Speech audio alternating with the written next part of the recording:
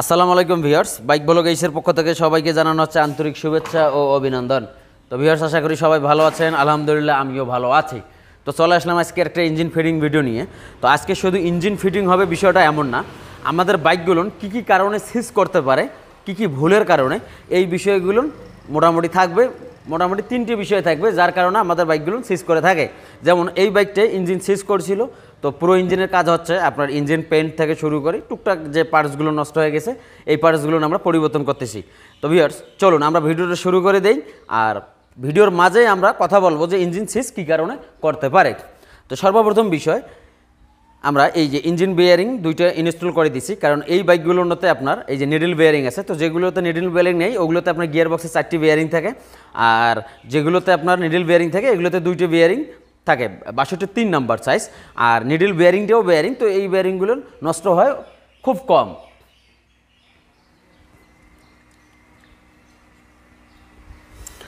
তো সর্বপ্রথম বিষয় আমরা গিয়ার বক্সটা ইনস্টল করব। তো গিয়ার বক্সটা সুন্দরভাবে আমরা ক্লিন করে দিয়ে দেখছি কোনো দাঁতের মধ্যে কোনো সমস্যা আছে কিনা, কারণ যদি দাঁতের মধ্যে কোনো ত্রুটি থেকে থাকে সেক্ষেত্রে আপনার বাইকে যখন গিয়ার দিবেন ওই সময় কটকট একটা সাউন্ড আসবে।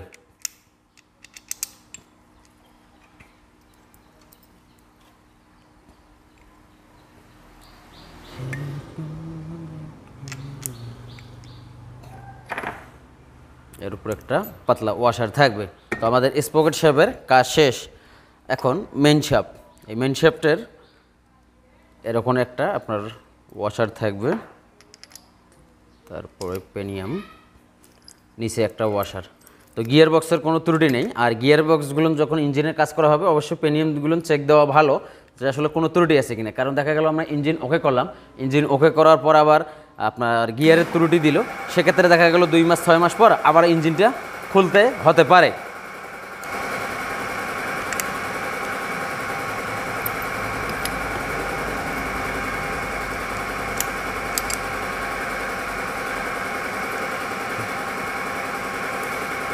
বিসমিল্লাহির রহমানির রহিম।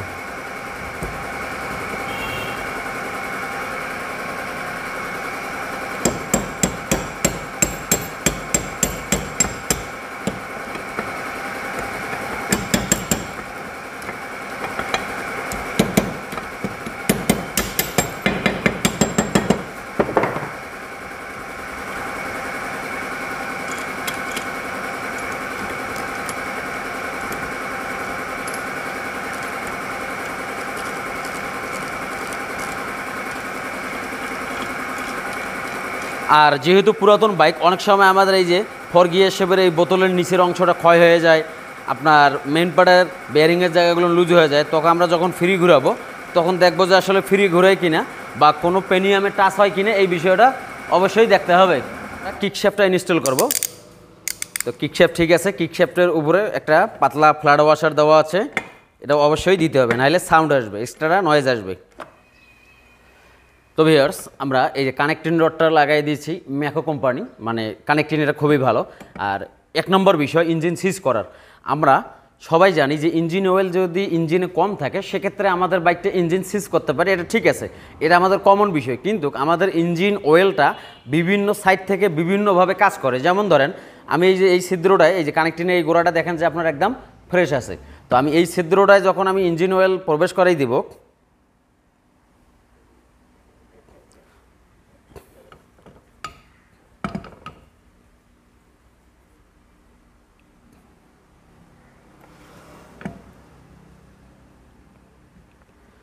এই যে দেখেন যে আপনার কানেক্টিং রড দিয়ে ইঞ্জিন অয়েলটা চলে আসছে। তো বিষয়টা হলো যেটা আমাদের যে বিষয়টা সর্বপ্রথম মার্ক রাখতে হবে, যখন আমরা ইঞ্জিন এর কাজ করব তখন দেখব যে এখানকার যে ছিদ্রগুলো এগুলো ঠিক আছে কিনা, কারণ এই যে এখানকার একটা কাজ আছে সে বিষয়টা আমি আপনাদেরকে প্র্যাকটিক্যালে বলবো।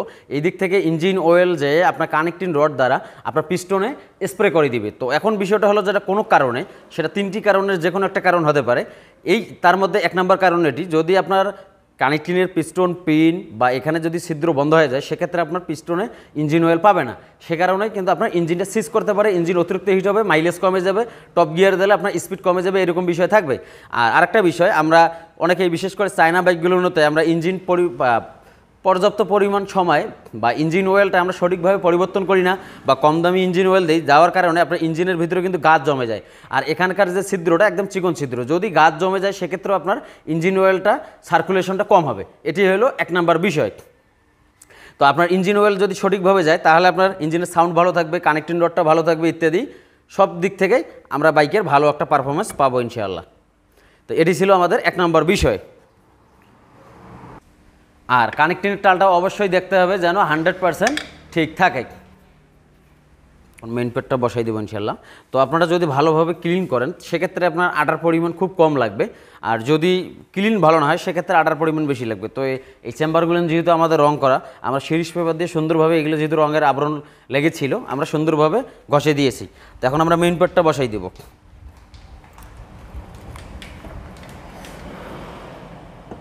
বিসমিল্লাহির রহমানির রহিম।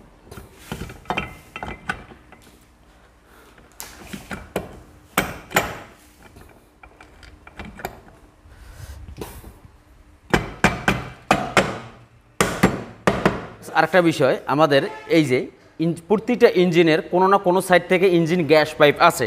তো এই গ্যাস পাইপের যে সংযোগগুলো যদি আমরা সঠিকভাবে ক্লিন করে না দিই সেক্ষেত্রে কিন্তু আপনার ইঞ্জিন অতিরিক্ত পরিমাণে হিট হবে এবং বাইকের টপ স্পিড কমে যাবে। আর তার সঙ্গে সঙ্গে যে পাইপটা থাকে এই পাইপটা দেখতে হবে আমাদের ক্লিন আছে নাই।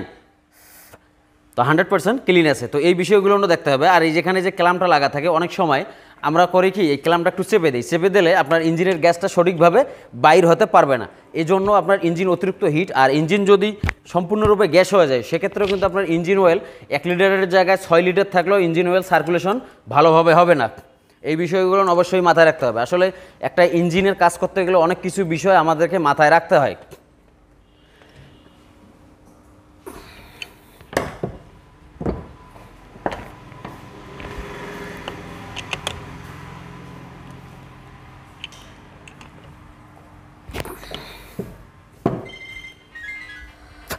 ওকে, তাহলে বাইকটা চালিয়ে একদম শান্তি পাবেন। তো কিকশ্যাফটটা এখন আমরা ইনস্টল করব, স্প্রিংটা।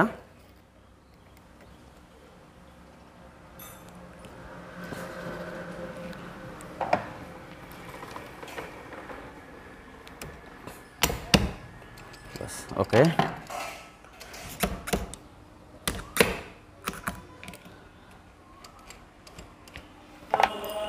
এখন আমরা ড্রাম স্টপারটা লাগাই দেব।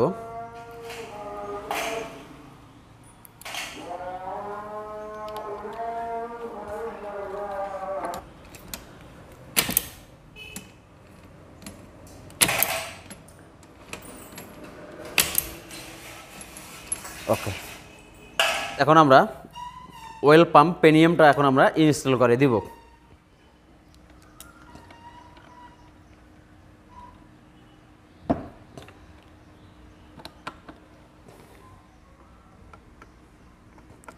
আর এই অয়েল পাম্প পেনিয়ামটা দেখবেন যদি দাঁতগুলো বেশি বাঁকা হয়ে যায় সেক্ষেত্রে ওটা পরিবর্তন করে দিবেন, তাহলে টাইম ইনসেন্টটা লাভ হবে না।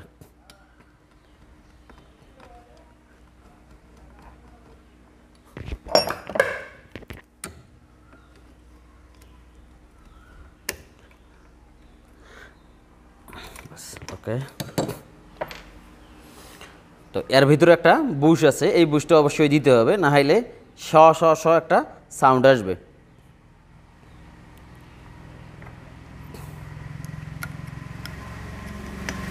তো এখন আমরা ইঞ্জিন অয়েল পাম্পটা লাগাবো।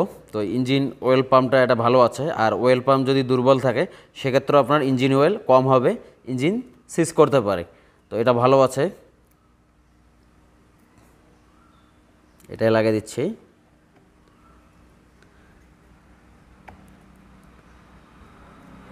কারণ সিসির উপর অয়েল পাম্পেরও কিছু বিষয় থাকে। তো এখন আমরা গিয়ার ড্রাইভ হ্যান্ডটা লাগাবো।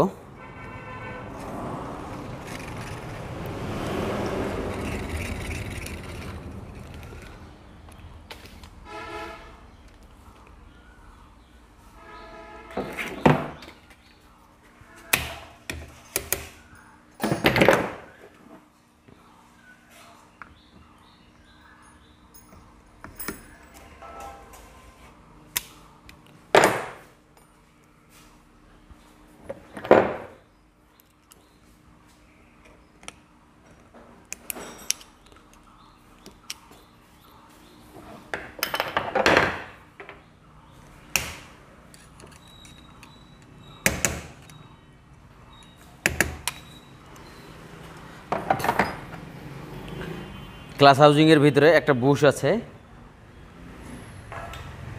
তার উপরে একটা রাউন্ড বুশ আছে। তখন আমরা ক্লাস হাউজিংটা লাগাবো। তো ক্লাস হাউজিংয়ের ক্লাস প্লেট, প্রেসার প্লেট আমরা ইনস্টল করে দিয়ে দিয়েছি। বাস এখন আমরা হাউজিংয়ের নাটগুলো টাইট দিয়ে দেব।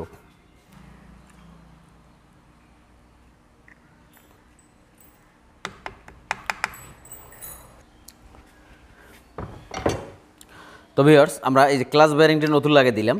তো আমাদের ইঞ্জিন সিজ করার দ্বিতীয় নম্বর বিষয়টা হলো যেটা, এটা তো পুরো কভার করা থাকে। এদিক থেকে ইঞ্জিন অয়েল যে পাম্প দ্বারা ইঞ্জিন অয়েলটা সার্কুলেশন হবে, এটা একটা সংযোগ থাকে আমাদের, কিন্তু এই দিক থেকে আসবে, মানে কানেক্টিংয়ের ভিতরে প্রবেশ হবে। প্রবেশ হওয়ার জন্য এই যেখানে দেখেন একটা ছিদ্র করা বুশ আছে, আর এই যে এখানে একটা স্প্রিং আর একটা বুশ আছে। এই স্প্রিংটার কাজ হলো এই সংযোগটাকে অলওয়েজ চেপে ধরে থাকা, মানে অপর দিকে যে সংযোগটা।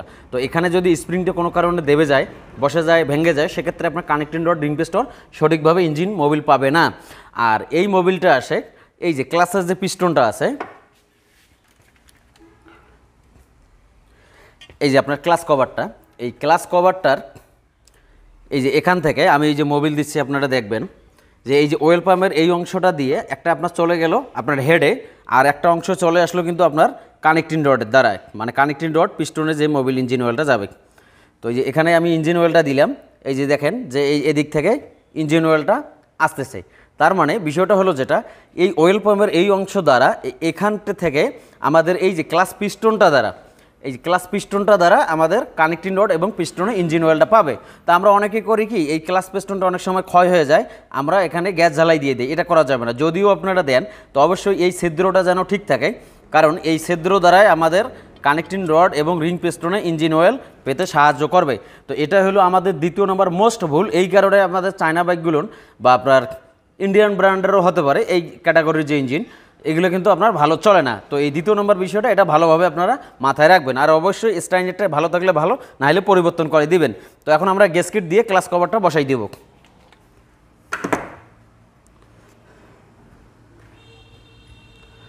তখন আমরা পুশ রডের যে স্প্রিংটা আছে, এই স্প্রিংটা আমরা লাগাই দেব।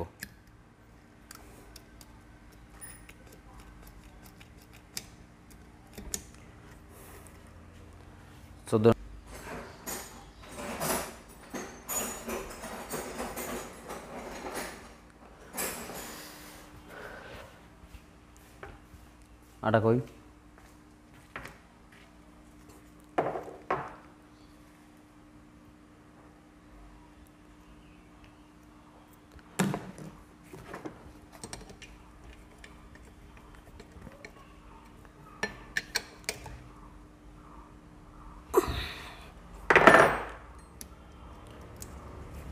ধরো,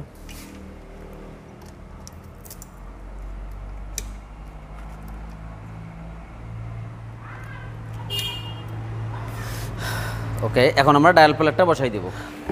তো ভিউয়ার্স, ইঞ্জিন অয়েল দিয়ে দিছি। তো এখন আমরা দেখব যে ইঞ্জিন অয়েল পাম্প ঠিকভাবে কাজ করতেছে কিনা। এটা নি ধরো, নিচ প্যাকেট আমরা ধরো।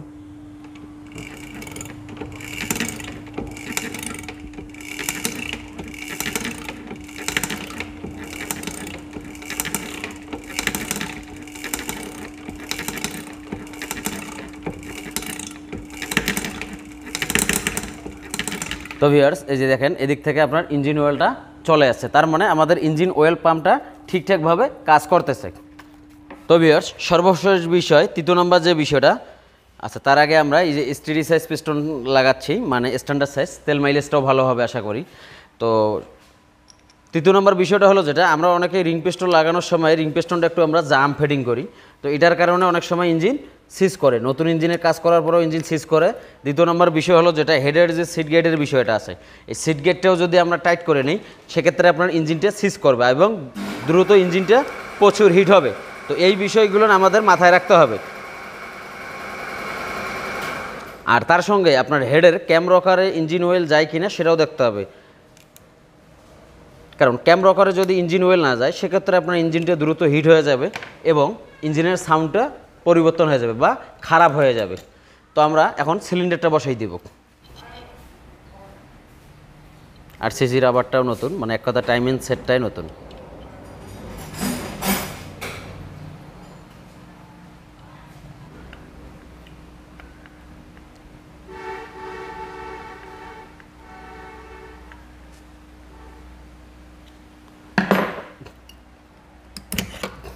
ভিউয়ার্স এই ব্যাগটার ক্যাম রকারটা আগেরগুলো নয়, মোটামুটি ভালো আছে, এই জন্য আমরা পরিবর্তন করলাম না। ইঞ্জিন ফিটিংয়ের কাজ শেষ। তো ভিডিওটি ভালো লাগলে অবশ্যই লাইক করে দিবেন, আপনাদের মূল্যবান মতামত কমেন্টস করে জানাই দিবেন, এবং আমার চ্যানেলে নতুন দর্শক হলে সাবস্ক্রাইব করে নোটিফিকেশন অল করে দিয়ে আমাদের সঙ্গেই থাকবেন। আর অবশ্যই ভিডিওতে একটি লাইক দিয়ে দিবেন। তো সবাই ভালো থাকবেন, আল্লাহ হাফেজ।